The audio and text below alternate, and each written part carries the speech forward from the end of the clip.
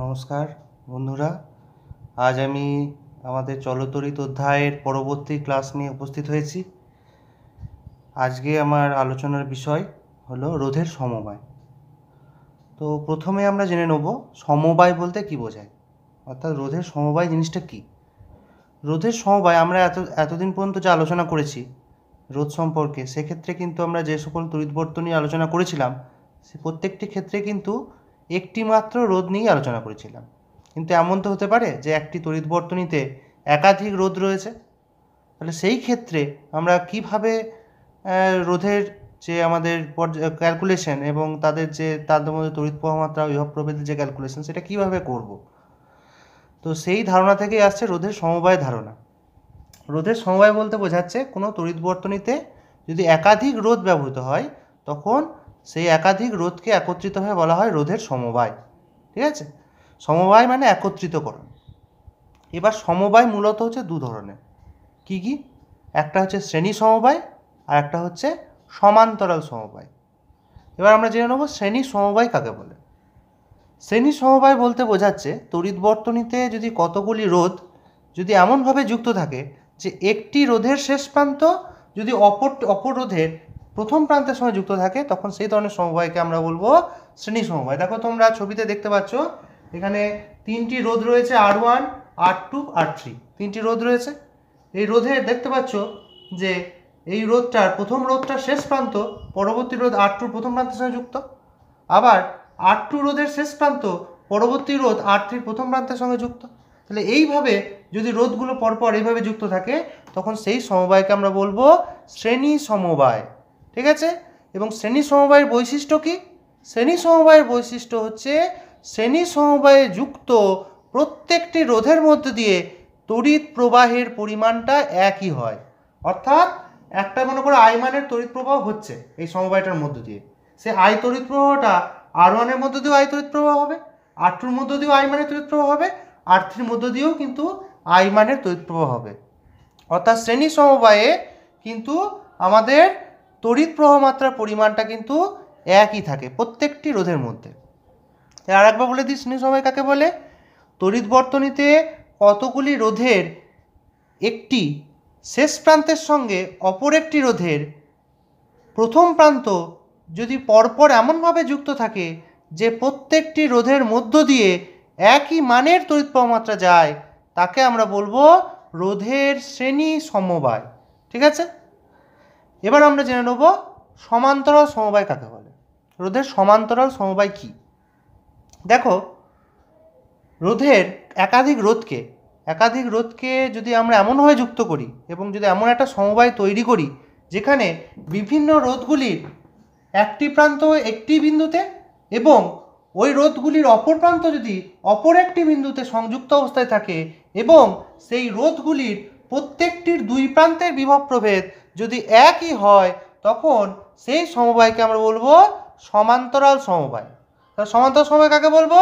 যে সমবায়ে বিভিন্ন রোধগুলির এক প্রান্ত বর্তনীর একটি বিন্দুতে এবং অপর প্রান্তগুলি বর্তনীরই অপর একটি বিন্দুতে যদি যুক্ত থাকে এবং প্রত্যেকটি রোধের প্রান্তীয় বিভব প্রভেদ অর্থাৎ দুই প্রান্তের বিভব প্রভেদ যদি একই থাকে, তখন তাকে আমরা সেই সমবায়কে বলবো সমান্তরাল সমবায়। তোমরা দেখতে পাচ্ছ এখানে রোধগুলি কি হচ্ছে, R1, R2, R3, তিনটি রোধ রয়েছে। সেই তিনটি রোধের বাঁ দিকের প্রান্তটা কোথায় যুক্ত আছে? এই এ বিন্দুতে যুক্ত আছে। আর ডান দিকের প্রান্তগুলো কোন বিন্দুতে যুক্ত আছে? তিনটে রোধেরই বি বিন্দুতে যুক্ত আছে। এবং এই বাঁ দিকের এ বিন্দুতে বিভব হচ্ছে VA, আর ডান দিকের বি বিন্দুতে আমরা ধরে নিচ্ছি বিভব হচ্ছে VB। তার মানে কি প্রত্যেকটি রোধের দুই প্রান্তের বিভব একই, অর্থাৎ দুই প্রান্তের বিভব প্রভেদ একই। অর্থাৎ R1 যে বিভব প্রভেদে যুক্ত আছে, R2 দুই প্রান্তের বিভব প্রভেদ যা, R3ও দুই প্রান্তের বিভব প্রভেদ হচ্ছে একই। কিন্তু এখানে কোনটা আলাদা হবে? যখন আইটা দেখো ভাগ হয়ে যাবে, এই যে আই যে তড়িৎ প্রবাহটা, মোট তড়িৎ প্রবাহ যদি আই হয় বর্তনীর মধ্য দিয়ে, এই এ বিন্দুতে এসে তড়িৎ প্রবাহটা কিন্তু তিনটে ভাগে ভাগ হয়ে যাচ্ছে। একটা হচ্ছে I1 যেটা R1 এর মধ্য দিয়ে প্রবাহিত হচ্ছে, একটা হচ্ছে I2 যেটা R2 এর মধ্য দিয়ে প্রবাহিত হচ্ছে, আর একটা হচ্ছে I3 যেটা R3 এর মধ্য দিয়ে প্রবাহিত হচ্ছে। কিন্তু বি বিন্দুতে এসে আবার কি হয়ে যাচ্ছে, এই তিনটে তড়িৎ প্রবাহ কি হচ্ছে, আবার এই বিন্দুতে এসে যোগ হয়ে যাচ্ছে, তিনটে ভাগে ভাগ হয়ে গেল। আবার এই বিন্দুতে এসে আবার সংযুক্ত হচ্ছে তিনটে তড়িৎ প্রবাহ। মোট তড়িৎ প্রবাহটা বি বিন্দুতে এসে কত হচ্ছে? মোট তড়িৎ প্রবাহ কিন্তু আই হচ্ছে। ঠিক আছে, অর্থাৎ মোট তড়িৎ প্রবাহটা কিন্তু একই থাকছে। এই প্রত্যেকটা রোধের মধ্যে তড়িৎ প্রবাহ মাত্রাগুলো কিন্তু আলাদা, কিন্তু বর্তনীর মোট তড়িৎ প্রবাহ কিন্তু একই, এটা মাথায় রাখতে হবে। ঠিক আছে, এই শ্রেণী সমবায়ের ক্ষেত্রেও তাই। শ্রেণী সমবায়ের প্রত্যেকটি রোধের দুই প্রান্তের বিভব প্রভেদ কিন্তু আলাদা, কিন্তু গোটা বর্তনীর যদি আমি চিত্রটা দেখি, তাহলে বর্তনীর দুই প্রান্তের বিভব প্রভেদ, মোট বর্তনীর দুই প্রান্তের বিভব প্রভেদ কিন্তু একই থাকবে। ঠিক আছে, এবার যখন একাধিক রোধ থাকবে, এখন আমরা 3টে রোধ দিয়ে দেখিয়েছি, 4টে রোধ থাকতে পারে, 2টো থাকতে পারে, 5টা থাকতে পারে, 10টা রোধ থাকতে পারে, সমবায় হতে পারে। তাহলে সেই ক্ষেত্রে আমাদের একটা কোনো জেনারেল ফর্মুলা বের করতে হবে, না হলে তো কোনো জেনারেল ফর্মুলা না থাকলে তো আমরা রোধের সমবায় থেকে আমাদের ওহমের সূত্র প্রয়োগ করে যে আই এবং ভি এর যে ক্যালকুলেশন, সেগুলো আমরা সহজে করতে পারবো না। তার জন্য আমাদের একটি বিশেষ প্রক্রিয়ার সাহায্য নিতে হয়, অর্থাৎ যখন একাধিক রোধের সমবায় থাকবে, সেই সমবায়টির একাধিক রোধের পরিবর্তে সেই একাধিক রোধকে আমরা একটি রোধ দিয়ে রিপ্লেস করি। সেই একটি রোধকে বলবো আমরা তুল্য রোধ। কোনো সমবায়ের তুল্য রোধ বলতে কি বোঝায়?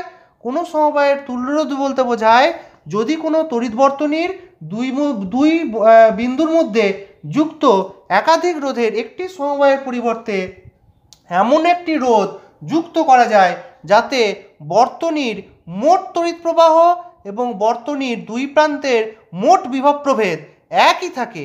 দুই প্রান্তের বিভব প্রভেদ যদি একই থাকে, তখন সেই রোধটিকে আমরা বলবো ওই সমগ্র সমবায়ের তুল্য রোধ।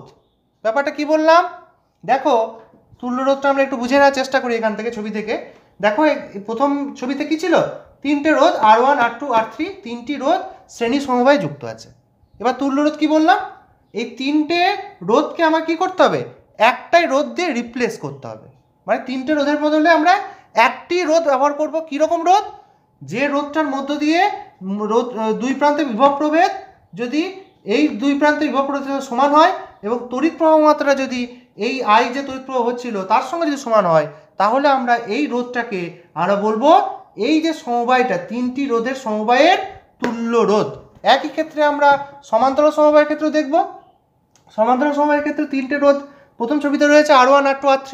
এই R1 R2 R3 এই 3টি রোধের পরিবর্তে যদি আমরা এমন একটি রোধ ব্যবহার করতে পারি যে রোধের দুই প্রান্তের বিভব প্রভেদ যদি এই সমবায়টির দুই প্রান্তের বিভব প্রভেদের সঙ্গে সমান হয়, এবং সমান হলে যদি এই রোধটির মধ্য দিয়ে মোট তড়িৎ প্রবাহটা সমবায়ের মোট তড়িৎ প্রবাহের সঙ্গে সমান হয়, অর্থাৎ এখানে যদি আই তড়িৎ প্রবাহ হচ্ছিল মোট প্রবাহ, এখানেও যদি দুই প্রান্তের বিভব প্রভেদটা এর সঙ্গে সমান করার ফলে যদি আই মানের তড়িৎ প্রবাহী হয় এই রোধটার মধ্য দিয়ে, তখন এই রোধটিকে আমরা বলবো এই 3টি রোধের তুল্য রোধ। ঠিক আছে, অর্থাৎ জটিলতা কমানো। যখন একাধিক রোধ থাকবে, 3টি 4টি 5টি 7টি এরকম রোধ থাকতে পারে সমবায়ের মধ্যে, তখন তো তাদের ক্যালকুলেশন করা কঠিন। প্রত্যেকটা রোধ ধরে যদি আলাদা করে ক্যালকুলেশন করতে যাই, আমাদের ক্যালকুলেশন অনেক কঠিন হবে। তার জন্য কি করছি আমরা, 3টি 4টি 5টি যটি রোধ থাকুক না কেন সমবায়ের মধ্যে, আমরা তাদেরকে একটি সাধারণ রোধে পরিণত করছি আমাদের ক্যালকুলেশন গণনার সুবিধার জন্য। ঠিক আছে, এবং সার্কিটের জটিলতা কমানোর জন্য। এটা হচ্ছে সমবায়ের উদ্দেশ্য এবং তুল্য রোধের উদ্দেশ্য। ঠিক আছে, এই গেল আমাদের তুল্য রোধ। এবার আমরা দুটি ক্ষেত্রেই তুল্য রোধের পরিমাণটা বের করবো, যে তুল্য রোধের পরিমাণটা কত। আমরা শ্রেণী সমবায়ের ক্ষেত্রে তুল্য রোধের পরিমাণটা বের করব, সমান্তরাল সমবায়ের ক্ষেত্রে তুল্য রোধের পরিমাণটা বের করব। প্রথমে আমরা শ্রেণী সমবায়ের তুল্য রোধটা দেখে নিই কত হচ্ছে। আমরা ধরে নিয়েছি যে 3টি রোধ R1 R2 R3 পরপর শ্রেণী সমবায়ে যুক্ত আছে, এবং সেই সমবায়টির মধ্য দিয়ে তড়িৎ প্রবাহ মাত্রা হচ্ছে আই মানে তড়িৎ প্রবাহ হচ্ছে, এবং 4টি বিন্দু আমরা ধরে নিয়েছি, এ বিন্দু, বি বিন্দু, সি বিন্দু, ডি বিন্দু।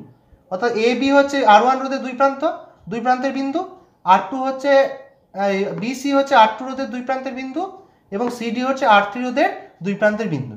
এবং শ্রেণী সমবায়ে বললাম যে তড়িৎ প্রবাহ মাত্রা সমান হয়। এবার আমরা মনে করছি যে এ বিন্দুর বিভব হচ্ছে VA, বি বিন্দুর বিভব হচ্ছে VB, সি বিন্দুর বিভব হচ্ছে VC, ডি বিন্দুর বিভব হচ্ছে VD। এবার আমরা ওহমের সূত্র জানি। ওহমের সূত্র কি ছিল? V = I × R, অর্থাৎ বিভব প্রভেদ ইকুয়াল টু কোনো পরিবাহীর দুই প্রান্তের বিভব প্রভেদ ইকুয়াল টু পরিবাহীর মধ্য দিয়ে প্রবাহ মাত্রা ইন্টু পরিবাহীর রোধ। তাহলে আমরা প্রত্যেকটা পার্টে, এই যে আমরা একটা একটা করে পার্টে ভাগ করেছি, প্রত্যেকটা পার্টের ক্ষেত্রে ওহমের সূত্রকে কাজে লাগাবো। আমরা যদি এ বিন্দু এবং বি বিন্দুর মধ্যে ওহমের সূত্র কাজে লাগাই, তাহলে এ বিন্দু এবং বি বিন্দুর মধ্যে বিভব পার্থক্য কত? আমরা প্রথমেই ধরে নিয়েছি যে V A greater than VB greater than VC greater than VD, অর্থাৎ ভি এর বিভবটা ভিবি ভিসি ভিডি প্রত্যেকের ক্ষেত্রেই বেশি। তার মানে কি তড়িৎ প্রবাহটা এই ভূমিকা হচ্ছে। তার মানে এ এবং বি বিন্দুর মধ্যে, এ ও বি বিন্দুর মধ্যে অর্থাৎ R1 রোধের ক্ষেত্রে কি লিখতে পারি আমরা? বিভব প্রভেদ আমাদের ওহমের সূত্র দিয়ে লিখতে পারি বিভব প্রভেদ VA minus VB equal to I into R. R কত এখানে? R1, এই রোধটার ক্ষেত্রে বলছি আমরা। তাহলে I হচ্ছে আমাদের তড়িৎ প্রবাহ আমরা ধরে নিয়েছি ইন্টু R1, এটা গেল 1 নম্বর ইকুয়েশন, আমরা নাম দিলাম সমীকরণ। আবার R2 রোধের ক্ষেত্রে কি দেখব? এই বি আর সি বিন্দুর ক্ষেত্রে কি দেখছি? বি আর সি বিন্দুর মধ্যে, বি ও সি বিন্দুর মধ্যে আমরা কি দেখতে পাচ্ছি? বিভব প্রভেদ হচ্ছে ভিবি মাইনাস ভিসি, এক্ষেত্রে হচ্ছে আইটা প্রত্যেকের ক্ষেত্রে সমান ইন্টু কোনটা? এই রোধ কে আছে? বি আর সি এর মধ্যে R2 আছে, আই ইন্টু R2, এটা আমরা 2 নম্বর সমীকরণ নাম দিলাম। এবার সি ও ডি এর মধ্যে দেখি আমরা, সি ও ডি বিন্দুর মধ্যে কি দেখতে পাচ্ছি? ভিসি মাইনাস ভিডি, বিভব প্রভেদ হচ্ছে VC minus VD equal to হচ্ছে আই ইন্টু R3, ঠিক আছে?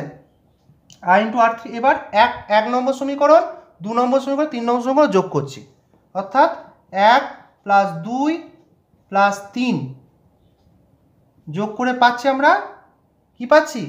VA minus VB plus VB minus VC plus VC minus VD সমান কি পাচ্ছি?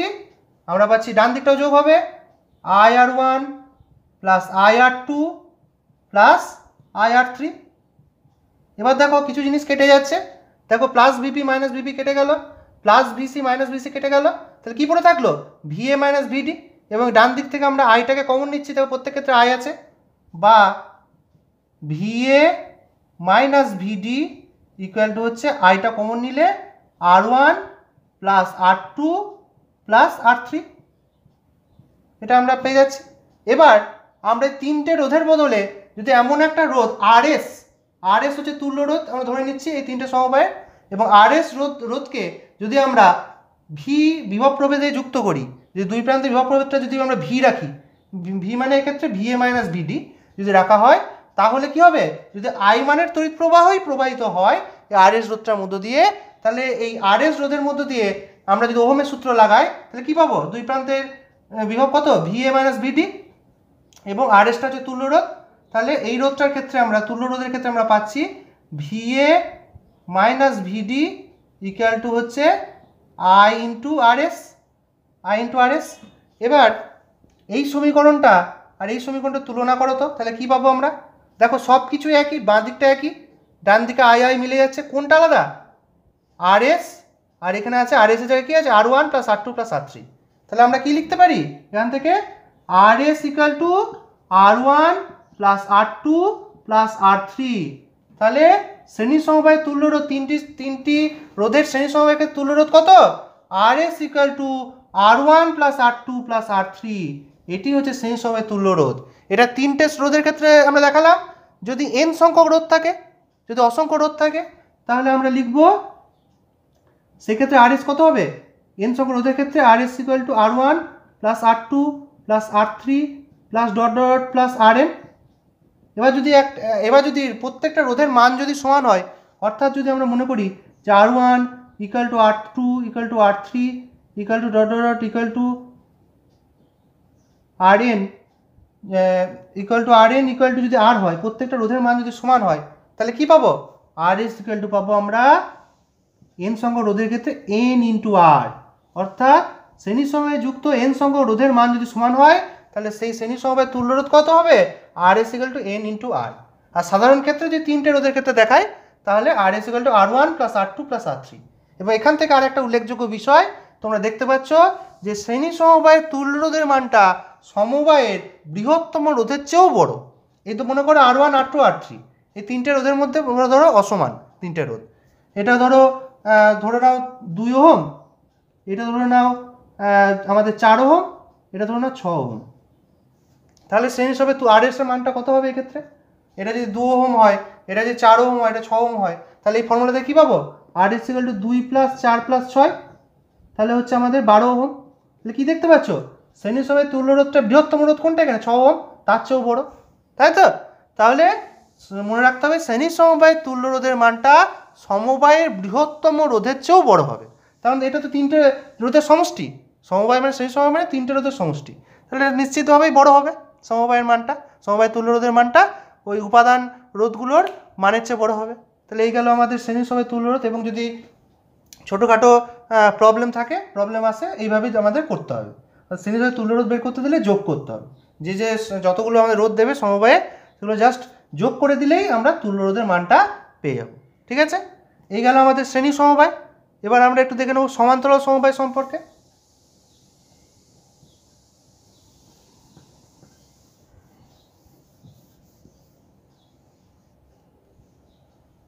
আমরা সমান্তরাল সমবায়টা দেখে নিই। সমান্তরাল সমবায় বললাম যে সমান্তরাল সমবায়ের যে রোধগুলো যুক্ত থাকবে সেইগুলো দুটো প্রান্ত একই জায়গায় যুক্ত থাকছে। দুটো প্রান্ত মানে এই প্রান্তগুলো একটা বিন্দুতেই যুক্ত থাকছে, এই রোধগুলো এই বি বিন্দুতেই যুক্ত থাকছে, এবং প্রত্যেকটা রোধের মধ্য দিয়ে যে আই যে তড়িৎ যাচ্ছে সেটা তিনটে পার্টে ভাগ হয়ে যাচ্ছে। ঠিক আছে, এবং ভি এ বিবি হচ্ছে দুই প্রান্তের রোধ, এবং আমরা ধরে নিয়েছি V A greater than VB, অর্থাৎ এই অভিমুখে তড়িৎ প্রবাহটা হবে, এবং ভি এ মাইনাস ভিবি হচ্ছে ভি, দুই প্রান্তের বিভব প্রভেদ হচ্ছে আমরা ধরে নিয়েছি ভি। তাহলে R1 রোধের ক্ষেত্রে আমরা কি দেখতে পাচ্ছি, এইখানে আমরা ধরে নিয়েছি যে এই ব্রাঞ্চে এই শাখাতে তড়িৎ প্রবাহ হচ্ছে I1, এই শাখাতে তড়িৎ প্রবাহ হচ্ছে I2, এবং R3-র মধ্য দিয়ে তড়িৎ প্রবাহ হচ্ছে I3। তাহলে R1 রোধের ক্ষেত্রে আমরা কি দেখতে পাচ্ছি, R1 রোধের ক্ষেত্রে ওহমের সূত্র যদি লাগাই, এবং দুটো প্রান্তেরই বিভব হচ্ছে দুটো বিন্দুর এর মধ্যে বিভব পার্থক্য হচ্ছে ভি, এবং প্রত্যেকটা রোধের মধ্যে দিয়ে বিভব পার্থক্য সমান সমান্তরাল সমবায়ে। তাহলে R1 রোধের ক্ষেত্রে আমরা কি লিখতে পারি, V equal to I1 R1। R2 রোধের ক্ষেত্রে কি লিখতে পারি, আর লিখতে পারি একই ভি, প্রত্যেকটা ক্ষেত্রে তো ভি, বিভব প্রভেদ তিনটে রোধের ক্ষেত্রেই তো একই, যেহেতু দুজনে একই বিন্দুতে যুক্ত আছে, তিনজনেই দুটো প্রান্ত বিন্দু একই তিনটি রোধেরই। তাহলে ভি ইকুয়াল টু হচ্ছে I2 ইন্টু R2। আর R3 রোধের ক্ষেত্রে কি পাচ্ছি, আমরা পাচ্ছি V equal to I3 into R3। এবার লক্ষ্য করে দেখো, এই যে আমরা দেখতে পাচ্ছি I1 I2 I3, এই তিনটে রোধের তিনটে তড়িৎ প্রবাহের যোগফল কত, তিনটে তড়িৎ প্রবাহ I তড়িৎ প্রবাহটা মোট তড়িৎ প্রবাহ I, সেটাই তো তিনটে ব্রাঞ্চে ভেঙেছে। তাহলে এখান থেকে আমরা কি লিখতে পারি, বা I1 equal to V by R1 এখান থেকে লিখতে পারি, বা I2 equal to V by R2 এখান থেকে লিখতে পারি, বা I3 equal to V by R3। তাহলে এই তিনটি তড়িৎ প্রবাহের যোগফল কত, যোগফল I1 plus I2 plus I3 সমান I। তাহলে বা I সমান হচ্ছে, আমরা জানি এখান থেকে দেখতে পাচ্ছি I1 plus I2 plus I3। তাহলে এই তিনটে যোগ করে দিয়েছি, আমরা বের করে নিয়েছি I1 I2 I3 মানটা বের করে নিয়েছি। তাহলে V by R1 plus V by R2 plus V by R3, তাই তো? তাহলে এখান থেকে যদি ভিটা কমন নিই, বা I সমান আমরা এখান থেকে পাচ্ছি ভি কমন নিলে 1 by R1 plus 1 by R2 plus 1 by R3, এটা আমরা নাম দিলাম 1 নম্বর সমীকরণ। 1 নম্বর সমীকরণ নাম দিলাম। এবার আমরা আসবো এই তিনটে রোধকে একটা রোধ দিয়ে যদি রিপ্লেস করি, সেটা হচ্ছে তুল্য রোধ। আমরা এই তিনটে রোধের পরিবর্তে একটি রোধ ব্যবহার করছি আরপি। সে আরপি রোধটা কি, আরপি রোধটা হচ্ছে R1 R2 R3, এই তিনটি যে রোধ সমান্তরাল সমবায়ে যুক্ত আছে তার তুল্য রোধ হচ্ছে আরপি।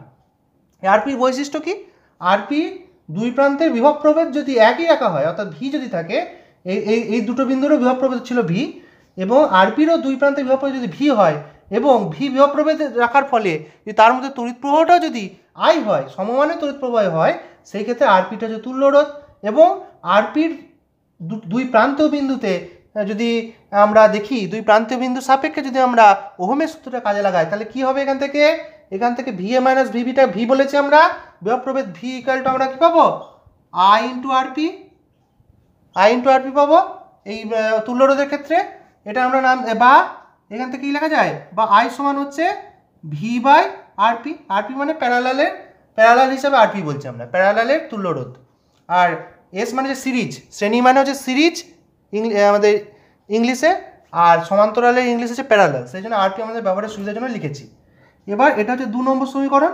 এবার এই 1 নম্বর সমীকরণ 2 নম্বর সমীকরণ তুলনা করো তো, কি আলাদা আছে দেখো, আই মিলে যাচ্ছে, ভি মিলে যাচ্ছে, কোন জায়গাটা আলাদা আছে দেখো, 1 বাই আরপিটা নিচে আছে, সমান এটা কি লেখা যায় 1/r1 plus 1/r2 plus 1/r3। তাহলে আমরা লিখছি এখানে 1/rp equal two 1/r1 plus 1/r2 plus 1/r3। এটা হচ্ছে তিনটে সমবায়ের তুল্য রোধ, তাই তো? তাহলে 1/rp সমান 1/r1 plus 1/r2 plus 1/r3। এটা হচ্ছে সমান্তরাল সমবায়ের তুল্য রোধ পেয়ে গেলাম। এখানে মনে রাখতে হবে একটা জিনিস যেখানে ভুল হয় তোমাদের প্রত্যেকেরই, সেটা হচ্ছে মনে রাখতে হবে 1/rpটা কিন্তু তুল্য রোধ নয়। মনে রাখতে হবে তুল্য রোধটা হচ্ছে আরপিটা শুধু। অনেক সময় ম্যাথামেটিক্যাল প্রবলেম যখন দেওয়া হয়, সমান্তরাল সময় তুল্য রোধ বের করতে দেওয়া হয়, অনেকেই 1/rpটা বের করে ওটাকে তুল্য রোধ হিসেবে লিখে দাও। কিন্তু এই জায়গাটায় সতর্ক থাকতে হবে। আমাদের 1/rp বের করার পরে কিন্তু সেটাকে অনন্যক নিতে হবে, অর্থাৎ সেটাকে উল্টে দিতে হবে, তবেই কিন্তু আমরা আরপিটা পাবো। আমার আরপিটা হচ্ছে তুল্য রোধের ক্ষেত্রে, 1/rpটা তুল্য রোধ নয়, ঠিক আছে? এবার আমাদের যদি আমাদের n সংখ্যক থাকে ধরে নাও, তাহলে সমান্তরাল সময় তুল্য রোধের ফর্মুলা হচ্ছে এটা 1/rp equal two 1/r1 plus 1/r2 plus 1/r3, যেখানে আরপিটা হচ্ছে সমান্তরাল সমবায়ের তুল্য রোধ, ঠিক আছে? এবার আমরা যদি মনে করি যে n সংখ্যক রোধ সমান্তরাল সমবায়ে যুক্ত আছে, n সংখ্যক রোধ যুক্ত আছে, সেক্ষেত্রে কী হবে?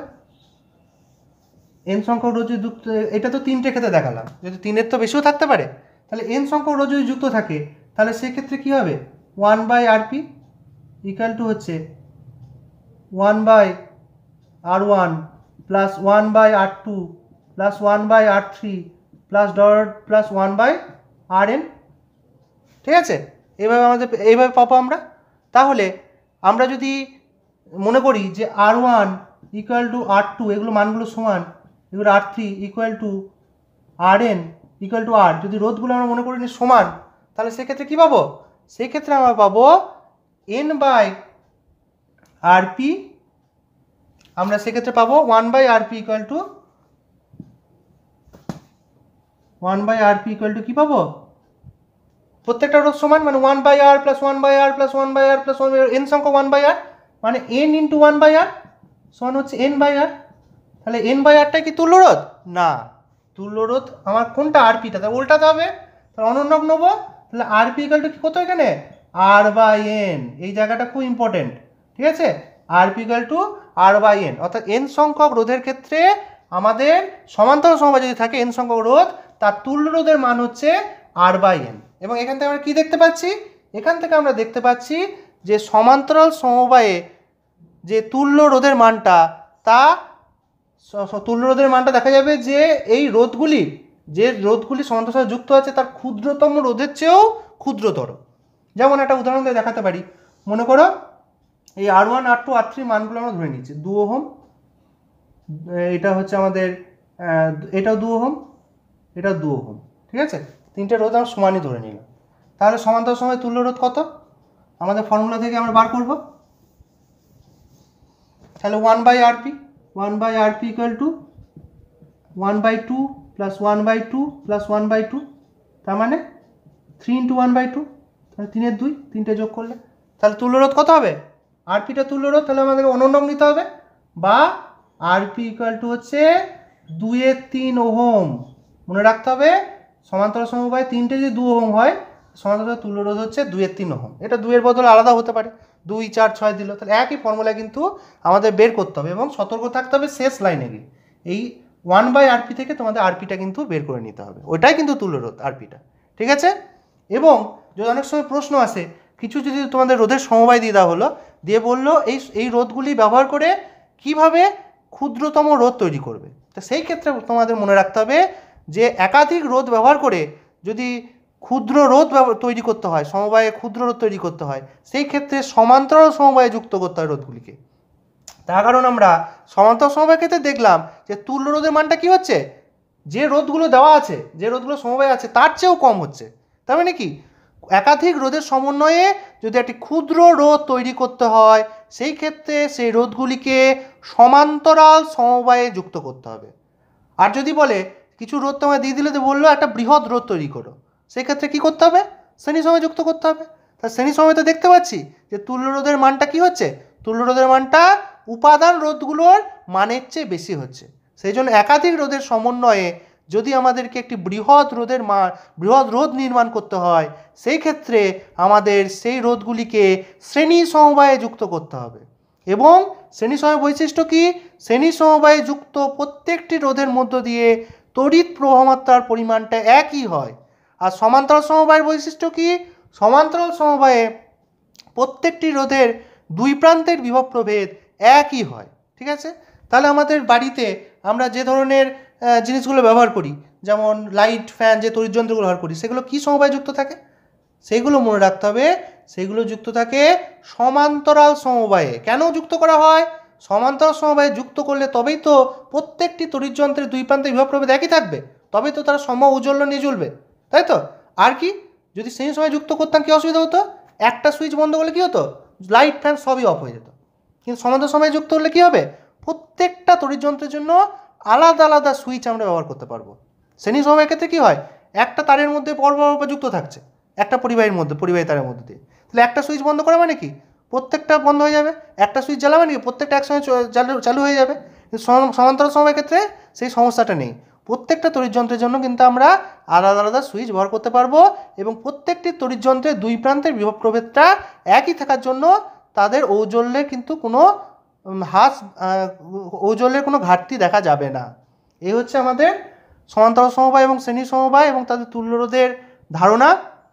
এবং সমান্তরাল সমবায়ের ক্ষেত্রে তুল্যরোধের মানটা উপাদান রোধগুলির ক্ষুদ্রতম রোধের চেয়েও ক্ষুদ্রতর হচ্ছে, শ্রেণী সমবায়ের ক্ষেত্রে বৃহত্তম রোধের চেয়েও বৃহত্তর হচ্ছে। এবং আরেকটি সমবায় হয়, সেটি হচ্ছে মিশ্র সমবায়। দুটো সমবায়কে যদি মিশিয়ে দেওয়া হয় তাহলে সেই সমবায়টাকে মিশ্র সমবায়।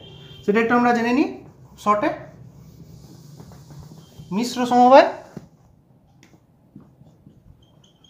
মিশ্র সমবায় জাস্ট আমি একটা উদাহরণ দিয়ে বুঝিয়ে দেবো। একটা মনে করো এরকম দুটো রোধ আছে, 2 ওহম, এটা 2 ওহম। এবার এই রোধ দুটো আবার কি হচ্ছে, আর একটা রোধ, এরকম একটা রোধ 4 ওহম রোধ মনে করো যুক্ত আছে।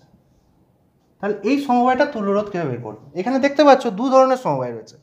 এই 2 ওহম এবং এই 2 ওহম রোধ দুটো কোন সমবায়ে যুক্ত আছে? শ্রেণী সমবায়ে যুক্ত আছে। কিন্তু এই 4 ওহম রোধটা আবার কীভাবে যুক্ত আছে? এই দুটো রোধের সঙ্গে কি আছে? সমান্তরাল সমবায়ে যুক্ত আছে। তাহলে এই ধরনের সমবায়কে আমরা বলবো মিশ্র সমবায়। যে রোধের সমবায়ে একই সঙ্গে রোধগুলি, কিছু রোধ শ্রেণী সমবায়ে যুক্ত থাকে এবং কিছু রোধ সমান্তরাল সমবায়ে যুক্ত থাকে, সেই ধরনের সমবায়কে আমরা বলবো মিশ্র সমবায়। তাহলে তুল্যরোধ কত হবে? আমরা যদি এই 2 ওহম রোধ দুটোর তুল্যরোধ বের করি আলাদাভাবে, তাহলে সেটাকে যদি R1 বলি, R1 সমান হচ্ছে 2 + 2 4 ওহম, আর এটাকে আমরা মনে করছি R2। তাহলে এই R1 এর সঙ্গে R2 আবার কি হচ্ছে? এই R1 এর সঙ্গে এই 4 ওহমের সঙ্গে 4 ওহম সমান্তরাল সমবায়ে যুক্ত আছে। তার মানে তুল্যরোধ 1/RP = 1/4 + 1/4 সমান হচ্ছে 2/4, মানে হাফ 1/2। তাহলে RP সমান কত? RP উল্টে দিলে হাফ, উল্টে দিলে 2 ওহম। তাহলে আমরা কি দেখতে পাচ্ছি? এই মিশ্র সমবায়ের তুল্যরোধের মান দাঁড়ালো 2 ওহম। ঠিক আছে? মিশ্র সমবায়ের তুল্যরোধ কত হলো? মিশ্র সমবায়ের তুল্যরোধ হলো 2 ওহম। মাথায় থাকবে তো? তাহলে এইভাবে কিন্তু আমরা সমবায়ের অঙ্কগুলো সহজেই আমরা করতে পারবো। তো আজকে আমরা রোধের সমবায়টা বুঝতে পারলাম। পরের ক্লাসে আমরা বাকি অংশটুকু আলোচনা করব। আজকের মতো এটুকুই। নমস্কার।